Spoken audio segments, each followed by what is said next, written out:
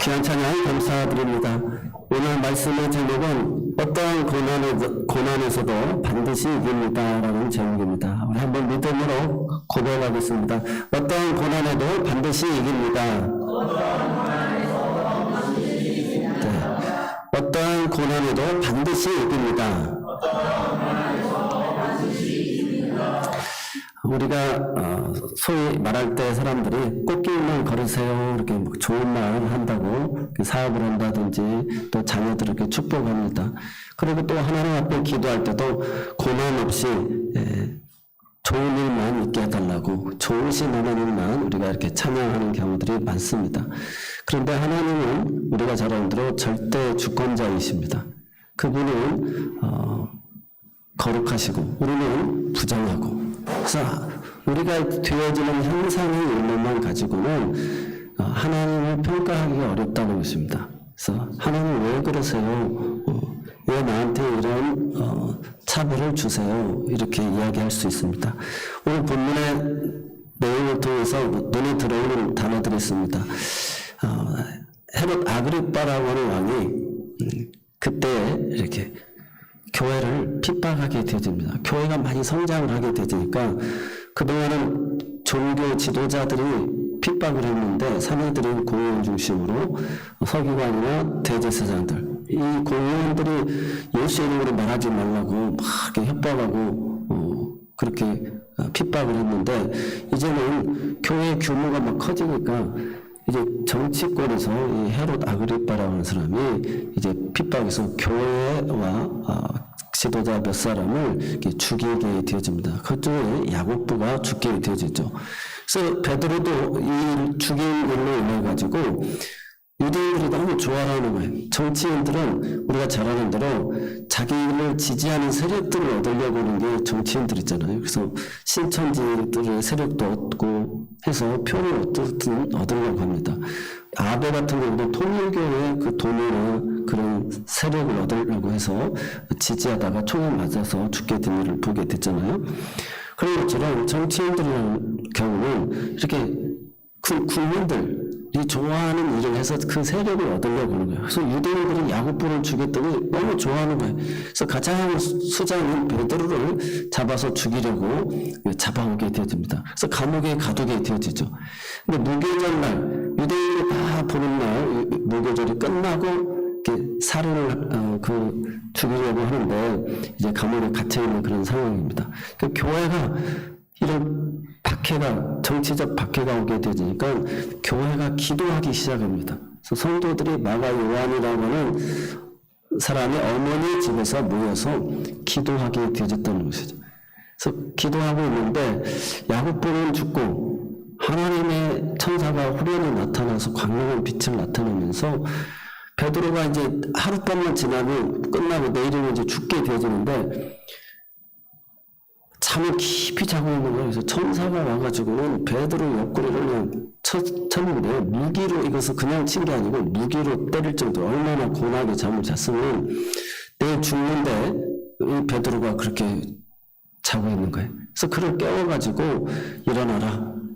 그리고 자기 옆에 이 베드로가 가장 큰 지도자니까 로마 병사 한 사람은 수갑을 하나 채우고 여기 하나 채우고 같이 옆에서 재우고, 그 다음에 눈에서 또 두 사람이 지키고, 이렇게 4명씩 4개 조를 나눠가지고 이렇게 지키게끔 만드는 거예요. 그것도 또 검문소를 하나를 통과하고 또 다른 검문소를 통과할 정도로 이렇게 아주 베드로를 잡아서 죽여서 그렇게 이제 민심을 얻으려고 이렇게 헤롯 아그리빠가 하게 되어집니다. 근데 하나님의 사자가 성도들이 기도하니까 물론 야고보가 죽고 어려울 때도 기도는 있었는데 이 야고보는 죽고 베드로는 살려가지고 천사가 나타나가지고 쇠사슬이 그냥 자연적으로 풀려요. 옆에 있는 사람들이 같이 있는데도 그걸 몰라요. 그리고 문이 열려서 나가는데도 그 지키는 사람도 또 모르는 거예요. 그리고 또 그 건물 하나를 나가는데도 모르고 또 모르고, 그러면서 얼마나 또 여유를 가지냐면 베드로로 하여금 신발도 신고 띠도 띠고 그리고 겉옷도 가져다가 입고 다 이렇게 해서 천사가 베드로를 나오게 합니다. 그래서 로데라고 하는 그 종이 있는 마가 요한의 집에 와가지고 두드리니까 로데라고 하는 하인이 깜짝 놀라가지고 베드로가 왔다 문도 안 열어주고 가가지고 얘기를 하니까 네가 미쳤다. 아니 정말이라고 하니까 그럼 그의 천사다라고 다 계속 두드리니까 나와가지고 보는 것이죠. 그래서 오늘 우리가 신앙인들이 가지는 의문이죠. 왜 야고보는 죽게 만들고 베드로는 살려주셨나? 하나님 이거 너무 불공평한 거 아니냐? 이렇게 생각을 하게 되집니다. 그런데 우리가 성경을 통해서 보면 세베대의 아들 야고보와 요한의 어머니가 예수님이 예루살렘 성에 입성하실 때 당신의 나라에 이를 때 당신이 왕이 되거든 우리 두 아들을 다 이렇게 친척벌이 되잖아요. 그러니까 하나는 우편에 좌편에 앉게 해달라고 이렇게 부탁을 합니다. 그때 예수님께서 너희가 내가 마시려는 잔을 마시려니와 그러나 내 우편 좌편에 앉는 것은 하나님이 그 자리를 앉게 한다라고 이야기합니다. 그래서 그 잔이라고 하는 것은 순교의 피를 이야기하고 있는 거죠. 그래서 정말 이 야고보가 최초의 순교자가 되어집니다. 그래서 정말 예수님의 이 예언은 너무 정확하게 이루어지죠. 그래서 야고보는 그렇게 하나님의 그 정하신 뜻 안에서 순교의 제물로 돌아가셨다는 거예요. 그렇다고 해서 베드로가 그러면 그렇게 살아남아가지고 뭐 호의호식하며 살았느냐? 그건 아니라는 거예요. 베드로 역시도 그렇게 살아났지만 이제 이 사역이 이 간증을 하고 그가 이제 사라지고 사도행전 15장에 한번 잠깐 언급이 됩니다. 그러면서 베드로도 역시 네로 황제 때 거꾸로 십자가에 달려 순교하게 되어지는 것을 보게 되어지죠. 그래서 더 복음을 증거하고 행하게 되어집니다. 그래서 야고보가 먼저 순교하고 베드로가 좀 나중에 순교했을 뿐이지 이걸 가지고 우리가 생각할 때 하나님 누구의 기도는 들어주고 누구의 기도는 안 들어주고 그렇지 않다는 것이죠. 그래서 이 고난, 정치적 교회가 성장하여서 정치적 박해까지 당하는 이 고난 앞에 하나님은 성도들로 하여금 기도하게 하고 기도할 때 하나님의 천사가 가서 베드로를 건지는 것을 경험하게 해주셨다는 것입니다. 그래서 하나님은 이렇게 그분의 절대 주권을 가지고 그분은 근본이 사랑이시기 때문에 하나님은 이 모든 것을 합력해서 성을 이루시는 분이시라는 것입니다. 그래서 오늘 우리 모두는 하나님이 하셨습니다.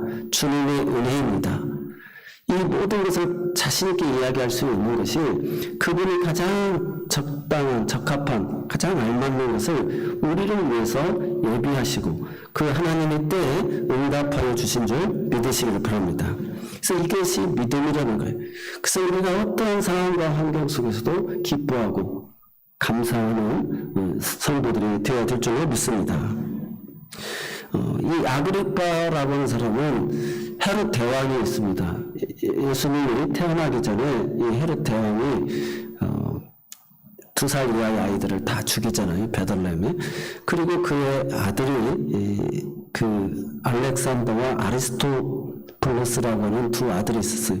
부인이 9명이어가지고 그 자녀가 8명 정도 됐는데 미리암이라고 하는 처음 본처를 통해서 얻은 아들이 이 알렉산더와 아리스토블로스라고 하는 두 아들이 있어요. 근데 이들도 자기의 권력에 이렇게 탐을 한다 생각해가지고 헤롯이 그 두 아들을 죽이게 되어집니다. 근데 아리스토블로스의 아들이 하나가 있었는데 그 아들이 이제 아버지가 죽게 되어지니까 로마로 가가지고 그 황실가에서 같이 자라게 되어집니다. 그래서 그 황실가의 자녀들하고 자라다 보니까 같이 이렇게 성장하게 되고 그 자녀 중에 하나가 글라우디오가 로마의 황제가 되어집니다. 그래서 자기의 어렸을 때부터 잘했던 그 친구가 황제가 되어지니까 권력을, 힘을 굉장히 크게 얻게 되어집니다. 그래서 헤롯 대왕 때처럼 그런 권력을 얻어가지고 힘이 생기니까 사람도 쉽게 죽이는 일을 하고 또 그 인기를 얻으려고 유대인들의 마음을 살려고 이렇게 그 베드로까지도 죽이려고 하는 일을 이렇게 감행하게 되어진 것입니다. 베드로를 이렇게까지 그 4개 조로 나눠서 지키게 했는데 베드로가 나오게 되어지니까 헤롯이 이 16명이나 되는 또 군인들을 지키지 못했다고 해가지고 다 그들을 또 죽이게 되어지는 것을 보게 되어집니다. 그리고 우리가 오늘 본문 마지막 부분에 가면 헤롯이 23절에 영광을 하나님께 돌리지 아니하므로 주의 사자가 그를 쳐서 벌레에게 먹혀서 죽게 되어지는 내용이 나옵니다. 그래서 하나님의 천사가 쳐서 한 5일 후에 자기 궁궐에 들어가가지고 있다가 죽게 되어지는 것. 역사가 요세푸스의 기록에도 이렇게 나와 있습니다. 그래서 이것은 오늘 우리가 교회가 성장하니까 괜히 고난을 오게 되고 고난을 통해서 성도들은 기도하게 되어지고 그리고 하나님의 천사가 일하는 것을 보게 되어졌다는 것이죠. 그리고 헤롯으로 시작해서 헤롯으로 끝나는데 이렇게 살인으로 시작했다가 결국은 자기 자신이 죽게 되어지는 그 헤롯의 결론을 12장에서 보게 되어지죠. 그래서 교회를 핍박한다고 해서 교회가 무너지는 게 아니라는 것이죠. 하나님의 역사는 성령이 앞서 행하시는 일이잖아요. 하나님의 열심으로 그분이 일을 행하시고 그분이 성취하시는 분이시잖아요.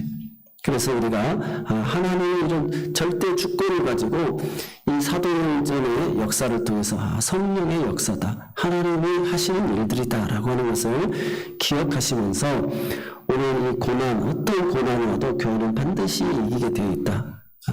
그래서 그 헤롯은 죽게 되어지고 24절에 보니까 하나님의 말씀은 어떻게 흥황하여 더하더라 이렇게 되어져 있습니다. 그래서 안디옥 교회가 그 11장에 탄생이 되어져 가지고 그런 다양한 계층의 사람들을 포용하는 선교적 교회가 되고 아가보의 예언을 통해 가지고 흉년이 찾아온다라고 해가지고 예루살렘에 흉년이 이르렀을 때 그들의 힘이 각자 힘껏 부조를 해가지고 그 돈을 바울과 바나바가 그 부조를 가지고 지금 온 거예요. 예루살렘에 안디옥에서 도착했는데 그때에 지금 이러한 일들이 일어났다는 것입니다. 그래서 이 말씀을 통해서 쳐서 죽이는데 야고보와 베드로 누구는 죽고 누구는 살아있지만 그러나 결국은 베드로 역시도 젊어서는 내 마음대로 다녔지만 나이 들어서는 누군가 너를 띠띠우고 원치 않는 곳으로 다니고 결국 그런 승부의 자리에까지 또 나아가게 되어지는 그런 하나님의 계획 속에 되어진다는 사실을 기억하면서 오늘 우리는 어떠한 상황과 환경 속에서도 하나님이 행하시는 일은 항상 옳습니다. 그리고 그 고난도 우리에게는 유익이 되어집니다. 그리고 반드시 하나님은 예수 그리스도를 통해서 승리하신 것처럼 그 사랑의 그 계획이 반드시 승리하게 되어진다는 사실을 기억하시기 바랍니다. 그래서 이제 우리에게 일어나는 일들을 기준으로 하나님의 존재와 사랑을 저울질하지 않는 저와 여러분이 되시기 바랍니다. 어떠한 일이 우리에게 있다 할지라도 그 사랑 안에서 그분의 사랑을 믿기에 그분이 내리시는 그 처방을 우리는 감사함으로 받을 수 있는 그런 순종의 사람, 순명의 사람들이 되시기 바랍니다. 그러면 오늘 우리가 얻어지는 것이 무엇이냐? 이 신앙으로 얻어지는 것이 세 가지를 기억해야 되는데 하나님 안에서 평안함을 얻는다는 거예요. 그분이 사랑이시고 그분이 이렇게 핍박이 오고 박해가 와도 결국은 이것도 이기게끔 만들어주시는 하나님. 그래서 내 삶의 어떤 상황 속에서도 평안해야 돼요. 그래서 베드로의 모습에서 그걸 발견하게 되는데 아니 지금 내일 아침이면 그렇게 죽게 되어지는 상황이잖아요. 그럼 방에 잠이 오겠어요? 근데 제 옆에 죄수들이 이렇게 묵고 있어요. 또 그렇게 파수를 한 군데 두 군데를 들어서 아주 깊은 감옥에 가둬두고 있는데 얼마나 살이 떨리고 힘들겠어요. 그런데 베드로가 아주 푹 잠을 자요. 그것도 천사가 그냥 수명대기로 때릴 정도로 무기로 때릴 정도로 해서 그를 깨운 거예요. 그러니까 이것은 사도행전과 누가를 기록한 누가복음을 기록한 사람이 누가잖아요. 그러니까 누가가 바로 예수님하고 이 베드로를 지금 일치시키는 거예요. 우리가 복음서에 보면 풍랑을 만나게 되잖아요. 마태복음 20장에 보면 예수님이 풍랑을 만나가지고 막 제자들이 주여 우리가 다 죽게 되었습니다. 이렇게 그 고물에 주무시고만 계시면 어떻게 됩니까? 그러니까 주님이 지금 막 풍랑이 일어나고 막 물건 던지고 난리 났다고 하는데도 예수님이 아주 고물에 주무시고 계신 거예요. 가지고 주여 우리가 다 죽게 되었습니다. 지금 뭐하고 계시냐고 막 이렇게 깨우잖아요. 그런데 주님이 하신 행동이 이 믿음이 작은 자들아 내가 너희들과 언제까지 함께 하겠느냐 하면서 그 풍랑을 꾸짖으니까 잠잠하게 된 것을 보게 되잖아요.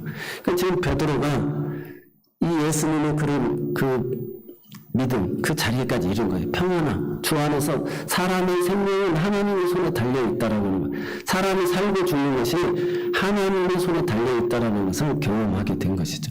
그래서 이 생명을 이제 하나님께 맡깁니다. 그런 마음으로 베드로가 그렇게 푹 잠을 잘 수 있었다는 것입니다. 하나님은 언제든지 나를 어떤 상황 속에서 지키실 수 있는 분이시다. 우리가 욥바의 피신하여 고난을 전도했을 때도 베드로가 믿은 것은 우리가 고난을 당하나 하나님은 우리를 도우신다. 그래서 악인들을 두려워하지 말라. 그래서 내가 깨끗하다고 했으니까 두려워하지 말고 가라고 이야기하시는 것을 보게 되죠. 그래서 우리가 하나님 안에서 내가 모든 걸 맡기는 거예요. 내 생명을 맡기는 거. 맡기는 사람에게는 평안이 있다는 것이죠. 평안. 그래서 우리가 맡긴다라고 하는 것을 기억하면서 또 한 가지로 살펴야 될 것이 악인들의 번영을 부러워하지 말라는 거예요. 그래서 17세기 존 트랩이라고 하는 사람이 당신이 악인의 시신 위에 놓여진 꽃을 시기하지 않는 것처럼 그 형통을 시기하지 말라. 아무리 악인이 장례식을 화려하게 하고 그 관에다가 꽃을 화려한 꽃을 놓는다 할지라도 누구도 그 꽃을 아이고 저 사람 부럽다. 저 꽃이 너무 향기롭다. 뭐 이렇게 하는 사람은 없잖아요. 그래서 악인의 형통함을 부러워하지 말라는 거예요. 그렇게 시신에 놓은 꽃을 무서워하지 않고 부러워하지 않는 것처럼. 그래서 감옥 안에 있든지 감옥 밖에 있든지 내 삶 가운데 주님이 나와 함께 하시고 나는 그분의 사랑 안에 그분이 나를 택하셨고 그분이 반드시 그 사랑을 성취하시기 때문에 오늘은 그분 안에서 평안함을 얻게 되어지는 줄로 믿습니다. 사람의 생명이 살고 죽는 것이 하나님의 손에 달렸고 생사화복이 하나님의 손에 달려있다는 거예요. 그래서 누가 키를 30cm나 더 크고자 하고자 한다고 해서 클 수 있는 사람이 누가 있냐. 그러니까 안 된다는 것이죠. 그래서 하나님의 뜻 안에 다 있다는 것이죠. 그래서 베드로는 그렇게 정말 주님이 고물에서 주무셨던 것처럼 그런 풍랑 가운데 잠과 같이 자기가 주님 앞에서 이렇게 잠을 잘 수 있었다는 것입니다. 오늘 우리 모두에게도 내 인생의 모든 삶의 문제들을 주님께 다 맡기시기를 바랍니다. 그분이 사랑이시고 그분이 앞서 행하시고 우리를 책임져 주시고 나를 통해서 반드시 영광을 받으시기를 원하신다는 거. 그 하나님을 믿으시면서 맡기고 평안함을 얻는 그런 저와 여러분 되시기 바랍니다. 두 번째로는 오늘 본문을 통해서 하나님은 그래도 성도들이 핍박을 통해서 기도하게 하셔서 응답받는 걸 경험하게 해주셨어요. 천사를 보내주세요. 천사를 보내서 도우시더라는 것이죠. 옥중의 광채가 빛나며 베드로의 옆구리를 쳐 깨워 이르되 일어나라니 쇠사슬이 그 손에서 벗어지더라. 호련이라는 말은 이두라는 단어인데 감탄사입니다. 그러니까 하나님이 우리에게 도와주시는 것은 그렇게 갑자기 생각도 하지 않았던 사람을 통해서 돕는 역사가 일어난다는 것입니다. 우리가 아브라함이 소돔에 살고 있을 때 조카 롯을 위해서 기도하잖아요. 그래서 하나님, 오늘 50명이 있는데 아무리 그 도시를 멸망시킨다고 해도 그 50명 같이 망하게 되면 너무 그 사람 억울한 거 아니냐고 그러니까 50명 있으면 내가 안 죽이겠다. 그래 죄송한데 45명. 그래도 안 죽이겠다. 40명, 30명, 20명, 10명만 있어도 내가 죽이지 않겠다라고 얘기합니다. 그래서 하나님은 그 가운데서도 10명이 없어서 멸망시킬 때 조카 롯을 천사를 보내서 구원하는 줄 믿으시길 바랍니다.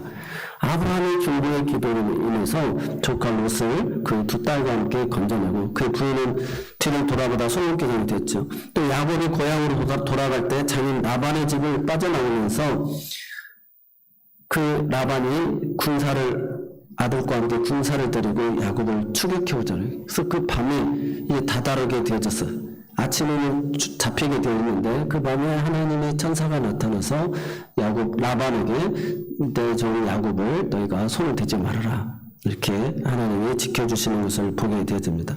그래서 우리가 기도하면 천사가 하는 일들이 있다는 것입니다. 또 엘리야가 이세벨의 진노를 피하여 광야로 도망갔을 때 얼마나 낙심하고 기도했습니까? 그때도 하나님의 천사를 보내서 먹을 것을 제공해주고 그를 어루만져주고 힘을 북돋아주는 것을 보게 됩니다.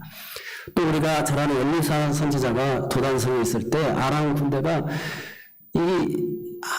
하나님의 사람을 먼저 죽여야 이 전쟁에서 승리한다라고 하고 완전히 그 성을 다 둘러쌌을 때 하나님께서 엘리사의 눈을 열어주셔서 하나님의 천사 불병과 불말이 더 그 아람 군대보다 더 많이 있는 것을 보게 해주시잖아요. 그리고 자기도 그 게하시를 향해서 눈을 열게 해서 그걸 보게 해달라고 하는 것을 봅니다. 또 다니엘도 사드락과 아벳느고 그 세 사람의 친구와 함께 풀무불 속에 들어갔을 때 세 사람이 들어갔는데 네 사람이 함께하고 또 하나님의 그 다니엘은 사자굴에 던져질 때 이미 하나님의 사자가 그 속에 들어가서 사자들의 입을 다 봉해버렸다라고 이야기하고 있습니다. 그래서 나의 하나님이 이미 그 천사를 보내어 사자들의 입을 봉하였다라고 다니엘서 6장 22절에 이야기합니다. 또 세례 요한의 아버지 사가랴도 기도하자 천사가 나타나 그의 기도를 듣고 입을 열어주었다라고 이야기하고 있어요.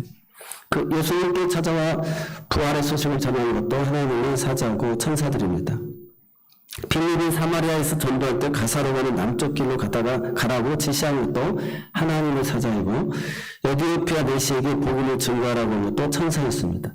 베드로가 감옥에 갇혔을 때 성도들이 기도함으로 인해서 하나님의 천사가 오문을 열어주고 쇠사슬도 풀어주고 또 그들의 눈을 다 감게 하고 해서 빠져나올 수 있게끔 해줄 때 정말 여유롭게 모든 것 신발부터 시작해서 다 겉옷까지 챙기고 나오게끔 해줬다는 것이죠.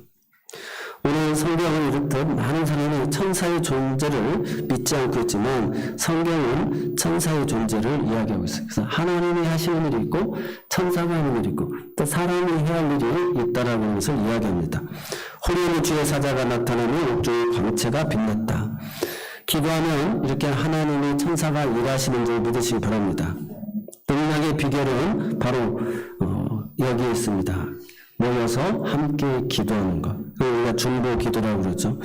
그래서 기도의 힘은 임상 실험으로도 경험이 되어졌습니다. 불임 환자들을 놓고 임신 성공을 위해서 차병원에서 1998년과 99년에 불임 치료 받는 자들을 이렇게 놓고 기도했습니다. 그래서 전혀 모르는 사람들인데 그 불임 환자를 놓고 199명 이렇게 기도를 했는데 그 기도를 받은 사람들이 그 임신 확률이 더 높아졌다는 것이죠. 또 그러면 해외까지는 나가가지고 미국과 캐나다, 호주의 기독교인들에게도 기도를 부탁을 드렸는데 또 놀랍게도 임신 성공률이 그 기도를 받은 사람들이 더 많이 이루어졌다는 것입니다. 도저히 있을 수 없는 일처럼 느껴졌지만 결국 이 일은 미국에 있는 그런 의학자들에 의해서 이렇게 발표가 됐습니다.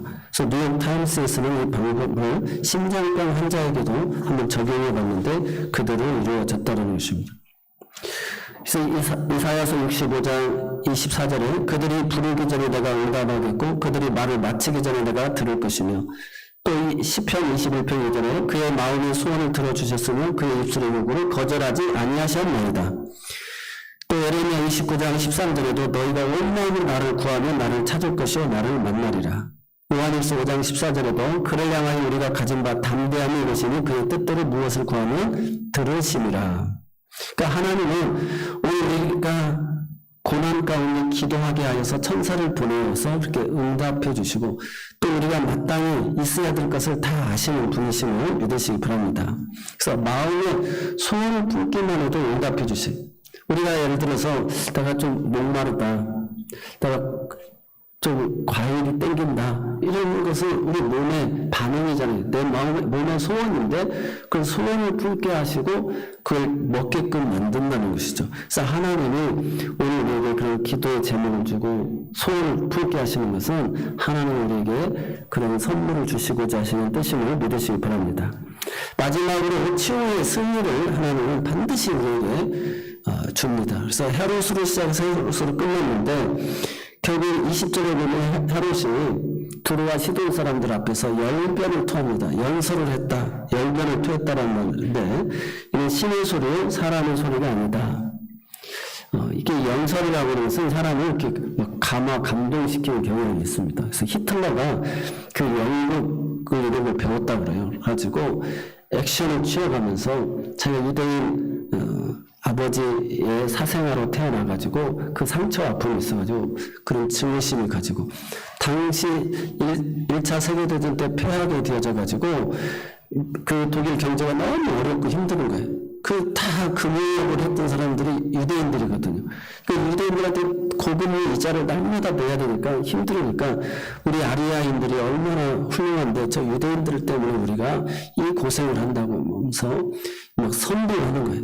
그래서 하이 히틀러 이것도 그런 동작에서 나오고 그의 연설을 하는 걸 보면 뭐 사람들이 거기에 다 흥분하고 감동이 돼가지고 그 나치 당이 이리에 오르고 결국 그 2차 세계대전이 일어나고 아우슈비츠 600만 유대인들을 죽게 되는데 그 아우슈비츠에서는 110만 명가량이 죽게 되죠.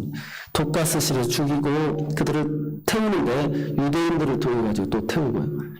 그래서 독일 사람들을 전범에서 패배하고 히틀러는 독일가에서 자살하고 그래가지고 그 연합군이 이제 독일 국민들을 아우슈비츠를 이렇게 구경시켜주는 거예요. 소풍 가듯이 참 웃고 가는 모습이 그대로 보여요. 그러다 그 참상을 보고 막 구토를 하고 기절을 하고 막 난리가 나게 되죠. 사람이 이렇게까지 악할 수가 있는. 그래서 결국 이 악은 반드시 심판하게 되고 그 폴란드에 가서 총리가 무릎 꿇고 사죄하고 지금도 그것을 역사의 교훈으로 책에 기록을 하고 그렇게 반성을 하고 있습니다. 오늘 이 헤롯이 자기가 정치적 야욕을 가지고 그 권력에 능한 줄 알았지만 신의 소리라고 할 때 하나님께 영광을 돌리지 않자 하나님이 천사가 그를 쳐버리는 것을 보게 되죠. 오늘 우리가 하나님께 영광을 돌린다는 것이 무엇일까? 한번 생각해 봐야 됩니다. 다 우리가 하나님의 영광을 위해서 이 땅에 태어나고 하나님의 지음받아졌는데 찬송을 받으시기 위해서 지으셨잖아요. 근데 우리가 주의를 행한다고 하면서도 결국은 다른 사람에게만 영광이 있는 것 같고 나에게 영광이 없는 것 같으니까 사람들이 그릇된 행동을 하는 경우들이 많습니다. 그런데 곰곰이 생각해 보면 선지자의 이름으로 선지자의 상을 받고 또 교회가 나는 쇠하고 교회가 흥하고 예수가 흥하게 되어질 때 그것이 진정한 하나님께 영광을 올려드리는 것이 된다는 것이죠. 헤롯이 충혈로 죽게 되었는데 급성장 폐색 병으로 이렇게 죽었다. 그래서 왕궁을 옮겨준 지 5일 만에 죽게 되었는데요. 이렇게 우리 모두도 우리의 삶 속에 내가 하나님께 영광을 올려드리는 그런 삶을 끝까지 살 수 있는 우리 모두가 되시길 바랍니다. 그래서 승리는 반드시 이루어진다. 어떤 고난이 와도 헤롯으로 시작해서 헤롯이 끝나고 하나님의 말씀을 호응하게 되어지고 그리고 부족했던 바울과 바나바는 그 일을 잘 마무리하고 돌아오는데 마가 요한이라고 하는 집에서 모여서 기도했는데 그 요한의 어머니 집이 어머니 이름보다 마가 요한이 더 부각이 됐다라고 하는 것은 그만큼 더 그 이름이 알려졌다는 거예요. 그래서 그 사람을 다시금 선교의 동역자로 해서 더 데리고 와가지고 나중에 1차 전도여행 떠날 때 마가 요한이 같이 동행했던 것을 보게 되어집니다. 사랑 성도 여러분, 우리 인생에는 어떤 고난이 찾아올지라도 하나님은 반드시 우리와 함께 하십니다. 하나님의 허락하심 속에서 되어진 일임을 알고 믿음을 가지시기 바랍니다. 그래서 하나님 주신 평안함이 있으시기를 바랍니다. 그리고 우리가 그 고난 앞에 기도하게 하시고 하나님은 천사를 통하여서 일하고 있음을 믿으시기를 바랍니다. 그리고 반드시 치유에 우리는 승리하게 되고 예수님이 사탄의 머리를 깨뜨려버린 것처럼 십자가에서 그 승리를 이루셨고 오늘 교회를 대적하고 하나님의 영광을 가르치려고 하는 그런 악의 세력들을 향해서 하나님은 반드시 철퇴를 가하시고 우리에게 승리를 안겨주실 줄로 믿습니다. 그래서 반드시 헤롯은 망하고 하나님의 교회는 반드시 이렇게 승리하게 된다는 사실을 기억하시면서 우리 새로운 교회 공동체 모든 가족들이 그런 은혜를 누리시기 바랍니다. 제가 이번 말씀을 준비하면서 은혜가 되는 말씀이 있었습니다. 베드로 이번 행사를 이렇게 준비하면서도 이렇게 같이 교차하게 됐는데 모세가 자기가 가기 싫다고 그랬잖아요. 그런데 하나님이 보내시잖아요. 화를 내면서 보내요. 그래서 내가 너와 함께 하겠다. 그래가지고 그 백성을 출애굽시킵니다.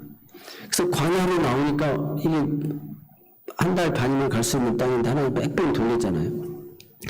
물도 없고 먹을 것도 없고. 그러니까 하나님께서 그 백성들이 늘 원망하고 왜 우리를 광야에 나와서 다 죽게 만드냐. 장군을 세워서 돌아가자 막 이렇게 하니까 자기가 생각해도 충분히 그래도 뭐 살다가 이렇게 광야에서 고생하니까 이해가 돼요. 물이 없으니까. 그래 하나님께서 반성을 쳐서 물을 내주셨거든요. 쓴물도 단물로 바꿔주시고. 근데 이제 그 광야 1세대들은 다 죽고 광야 2세대 태어난 사람들이 이제 한 38년이 지났으니까 한 40세 가까이 됐잖아요. 이제 가나안 땅을 목전에 두고 민수기 20장에 보니까 신광야에 이르러서 가데스에 이르렀을 때 또 물이 없어가지고 목마릅니다. 그러니까 다시금 그 광야 세대들이 하나님을 원망하고 이 모세와 아론을 데려다 놓고 우리를 먹을 데가 없어 이곳에 왔냐. 이곳을 파종도 할 수 없고 심을 수도 없고 우리를 다 이 광야를 이끌어서 죽게 만들려고 하면서 막 다툽니다. 그러니까 이것은 하나님과 다투었다라고 그래요. 그때 하나님께서 모세와 아론에게 이야기합니다. 너는 오늘 회중을 다 불러 모아라. 그리고 반석에게 명하여서 물을 내라고 이야기합니다. 그러면서 나의 거룩함을 드러내라고 이야기합니다. 근데 모세가 그 훌륭했던 모세가 거기서 실수를 크게 하죠. 우리가 잘 아는 대로 반석을 명해야 되는데 반석을 2번을 내려치잖아요. 그러면서 뭐라고 하니 패역한 무리, 그러니까 반역한 무리여라고 하면서 이 반역한 자들아, 배신자들아 하면서 너희들이 어찌 이럴 수가 있냐. 너희 조상들은 그래도 이런 하나님을 깊이 경험하지 못했으니까 그때 당시에는 물이 없으니까 원망할 수도 있지만 너희는 이렇게 지금 광야 38년을 이렇게 돌면서 하나님이 다 먹이고 입히고 돌보고 여기까지 그런 은혜를 체험했는데 그 하나님을 믿지 못하고 왜 이렇게 반역된 행동을 하느냐라고 해서 물을 쏟아지게끔 하고 먹게끔 하거든요. 그래서 그걸 무리바물이라고 합니다. 무리바물. 하나님과 다퉜다. 이스라엘 백성이 하나님과 다투었다는 거예요. 그래서 무리바, 다퉜다. 그럼에도 불구하고 하나님은 물을 내셨는데 모세가 이 일로 인해 가지고 약속의 땅 가나안 땅에 들어가지를 못하게 됩니다. 그래서 하나님이 그 20장의 내용을 보면 이렇게 이야기합니다. 12절에 보면 여호와께서 모세와 아론에게 이르되 너희가 나를 믿지 아니하고 가지고 지금 졸다가 내가 지금 물을 안 준 것도 아니고 하나님께서 이 일을 행하신 뜻이 있을 텐데 왜 나를 믿지 못하고 지금 이 백성들이 막 다툰다고 해가지고 네가 같이 휩싸여가지고 반역한 무리들이라고 하고 하나님의 거룩함을 드러내야 되는데 그렇게 하지 못했느냐라고 이야기를 합니다. 그래서 그 죄가 크다는 것이죠. 그래서 오늘 우리가 하나님이 우리와 함께 하시고 하나님이 계획하신 선한 일들이 이루어져 가는데 지금까지도 저와 여러분 살아온 인생 가운데 하나님이 다 돌보시고 먹이시고 입히시고 여기까지 인도하여 주신 줄로 믿습니다. 이런 다투는 일이 생긴다 할지라도 오늘 우리는 그 사람들을 다 불러 모으고 정말 하나님을 믿고 믿음으로 선포해야 돼요. 그래서 하나님의 거룩함을 드러내는 사람들이 되어야 될 줄로 믿습니다. 그래서 혈기를 내가지고 이 패역한 자식들아, 내가 이렇게 고생하고 이렇게 헌신했는데 다 뭐 이렇게 자식들한테도 함부로 이야기해서도 안 되고 주의를 행하다가도 내가 다 때려치울 거야 뭐 이렇게 이야기해서도 안 된다는 것입니다. 우리는 이 반석을 내게 하셔서 정말 하나님이 우리를 이렇게 먹이시고 입히신다는 거, 다시금 우리가 필요한 것을 아시고 준비해 놓으셨다라고 하는 것을 알게 하시는구나. 그 하나님을 믿으시기를 바랍니다. 그래서 이 믿음의 눈을 주님이 그렇게 책망했어요. 베드로가 그렇게 단잠, 하나님께 다 맡기고 단잠 잘 수 있었던 거. 내 인생이 내 마음의 뜻대로가 아니라 하나님의 뜻대로 다 되어지는 것을 믿으시기 바랍니다. 그런데 우리가 안심할 수 있는 것은 그분은 사랑이시라는 것이죠. 그분은 내게 더 필요한 것을 더 잘 아시고 더 유익할 때 응답하시는 분이시라는 사실을 기억하시면서 그 하나님을 믿고 평안함을 가지고 그의 거룩함을 드러내는 오늘 저의 일거수일투족이 되셔서 그 고생에서 여기까지 왔는데 약속의 땅, 가나안 땅의 그 영광을 보시기를 바랍니다. 내가 1세대라고 해가지고 다 우리 후세대 때만 되는 게 아니라 1세대 때 기도해서 그 영광을 보신 분들도 많지 않습니까? 그래서 오늘 우리 모두가 우리 새로운교회 공동체 여기까지 선교해지는데 그런 하나님의 그 믿음 안에서 평안함을 가지고 그 영광을 보시고 각 가정의 기도의 제목도 하나님 앞에서 응답을 얻고 그래서 끝까지 거룩함을 드러내서 내 아내가 내 자녀들이 또 교회가 성령이 충만하고 정말 하나님의 일을 다 이루어드리는 그 모습을 보게 되어지는 그 은혜가 있어지기를 주의 이름으로 축원합니다. 기도하겠습니다. 사랑하는 하나님 감사합니다. 어떠한 고난에서도 우리가 반드시 승리한다는 사실을 기억하면서 하나님의 계획 안에서 그분을 믿고 평안함을 누릴 수 있는 우리 모두가 되게 하여 주옵소서. 내 삶의 모든 것을 하나님께 맡기게 하여 주옵소서. 그리고 그의 거룩함을 드러내는 우리 모두가 되게 하여 주옵소서. 예수님의 이름으로 모든 감사를 기도하옵나이다. 아멘.